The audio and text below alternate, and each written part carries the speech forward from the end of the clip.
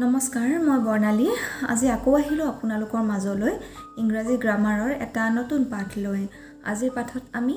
এডভাৰ্বৰ বিষয়ে পঢ়িম এডভাৰ্বনো কি আহকচোন আমি ডেফিনিশ্যনটোৰ সৈতে বুজো when a word describes a verb or an adjective or another adverb we can call it adverb example beautifully very slowly quite etc যেতিয়া এটা word বা এটা শব্দয়ে কি কৰে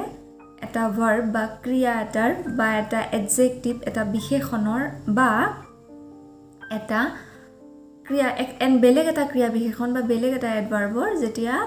adverbক যেতিয়া modify কৰে যেতিয়া intensify কৰে যেতিয়া এটা বস্তুৰ বিষয়ে আৰু বেছি ভালকৈ আমাক জানিবৰ কাৰণে স্কোপ দিয়ে তেতিয়া সেই ধৰণৰ শব্দক আমি কি বুলি কওঁ adverb বুলি কওঁ adverb মানে হৈছে ক্ৰিয়া বিশেষণ এতিয়া এডভাৰ্বৰ কিছুমান এক্সাম্পল দিয়া আছে আহকচোন আমি এক্সাম্পলখিনিৰ সৈতে পঢ়ো এটা আছে বিউটিফুলি সাপোজ কিবা এটা কাম সি সিংস বিউটিফুলি বুলি কোৱাৰ লগে লগে সি সিংস তাতেও আমাৰ বাক্যটো শেষ হৈ যায় ভাৰ্বটোৱে কৈছে যে তাই গায় বা তাই গান গায় কিন্তু তাই গান কেনেকৈ গায় বিউটিফুলি ভালকৈ ধুনীয়াকৈ গায় সেই যে এটা আপোনাৰ এটা ইন্টেন্সিটি এটা ডিপ এটা আপোনাৰ মিনিং এটা যে দিলে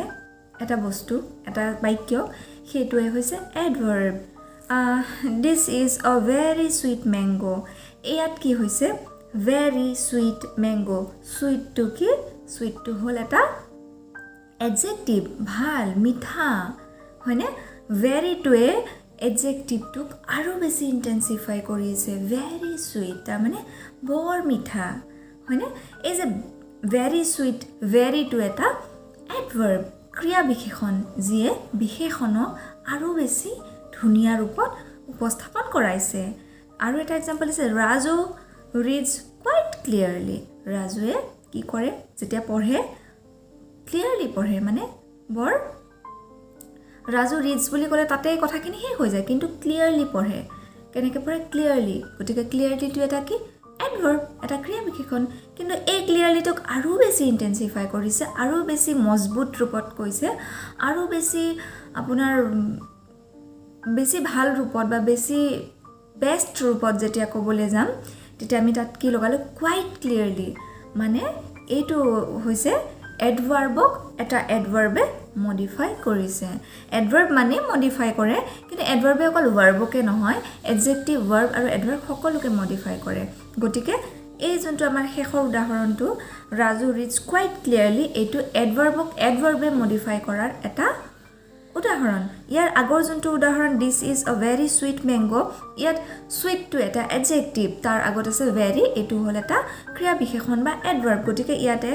এটা এডজেক্টিভক যেতিয়া মডিফাই কৰিছে এটা এডভাৰ্বে সেইটো দেখুওৱা হৈছে আৰু প্ৰথম যোনটো উদাহৰণ ৰমা ৰানছ কুইকলি ইয়াতে আপোনাৰ এটা ভাৰ্ব ৰান টু এটা ভাৰ্বটোক মডিফাই কৰা দেখুওৱা হৈছে এতিয়া আমি জানিলো যে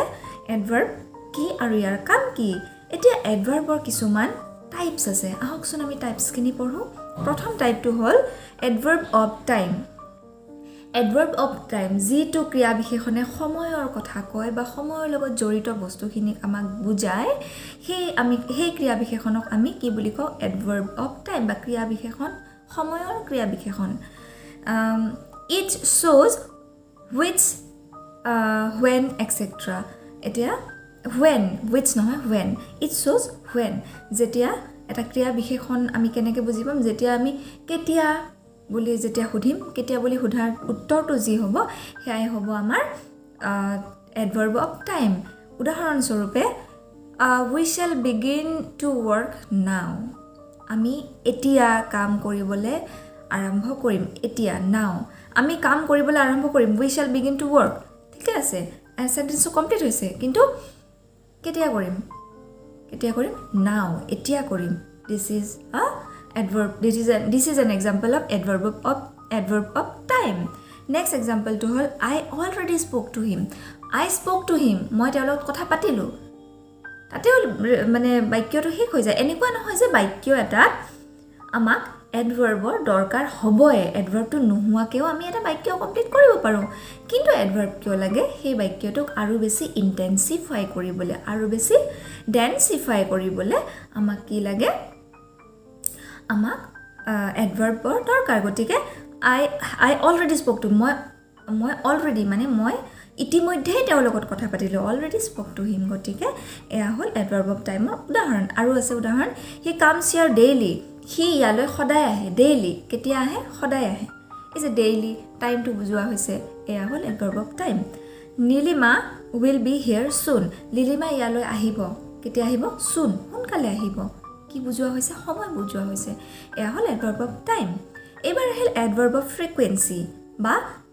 ফ্ৰিকুৱেঞ্চি মানে কি কিমান সোনকালে বা কিমান সচৰাচৰ কাম এটা হয় তাক বুজাবলৈ আমি এডভাৰ্ব অফ ফ্ৰিকুৱেঞ্চি ব্যৱহাৰ কৰোঁ দিছ শ্ব'জ হাউ অফেন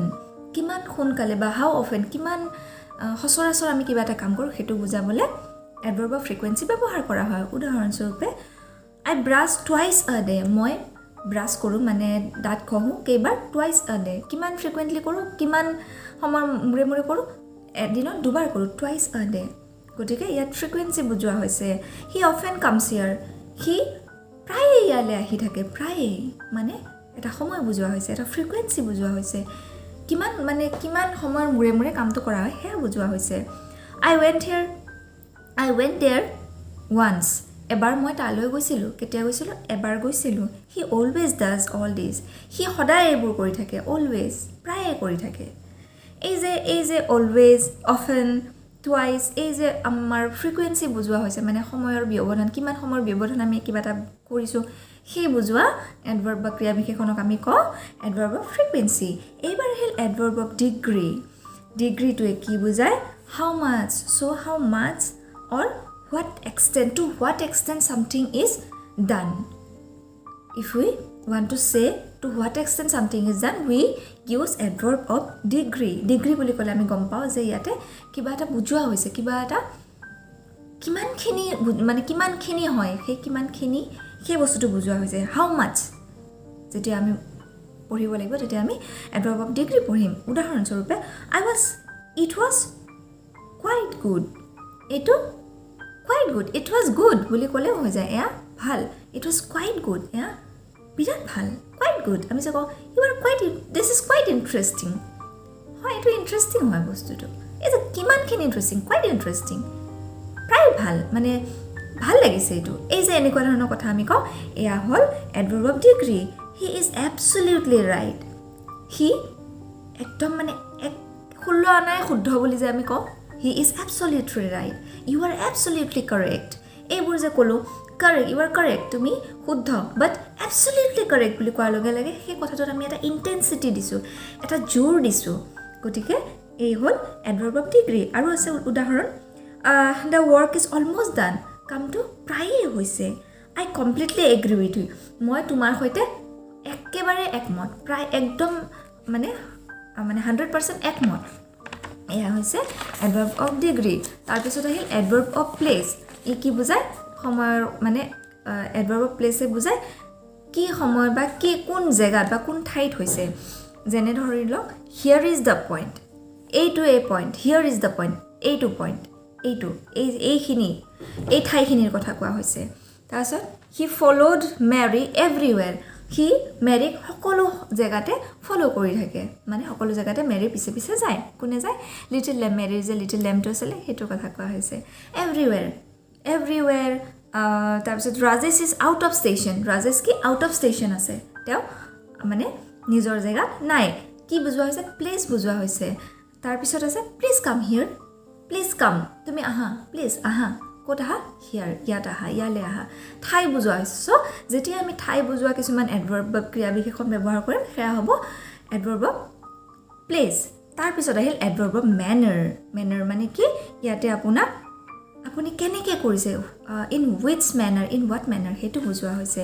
মায়া ক্লিনছ দ্য হাউচ নাইচলি মায়ায়ে ঘৰটো বৰ ধুনীয়াকৈ পৰিষ্কাৰ কৰিছে the story is well written যোনটো ষ্টৰিটো লিখা হৈছে গল্পটো ৱেল ৰিটেন ভালকৈ লিখিছে এই যে ভালকৈ নাইচলি চাউণ্ডলি তাৰপিছত হাৰ্ড ৱৰ্ক এনেকুৱা ধৰণৰ যোনবিলাক কথা যোনবিলাকে আমাক কি বুজায় আমাক যোনবিলাকে আপোনাৰ কেনেকৈ কৰিছোঁ কামটো কিমান ভাল সেয়া বুজায় তাকে আমি এডভাৰ্ব অফ মেনাৰ বুলি কওঁ আমাৰ এডভাৰ্ব নামৰ চেপ্টাৰটোৰ এইখিনিয়ে আছিল আমাৰ পঢ়িব লগা গতিকে আশা কৰিলোঁ আপোনালোকে এডভাৰ্ব এণ্ড ইটছ টাইপটো ধুনীয়াকৈ বুজি পালে বুলি যদি মোৰ আজিৰ টিচিংছখিনি ভাল লাগিলে তেনেহ'লে মোৰ চেনেলটো আমাৰ এই চেনেলটো আৰু লাইক শ্বেয়াৰ ছাবস্ক্ৰাইব কৰি দিব বুলি আশা ৰাখিলোঁ চ'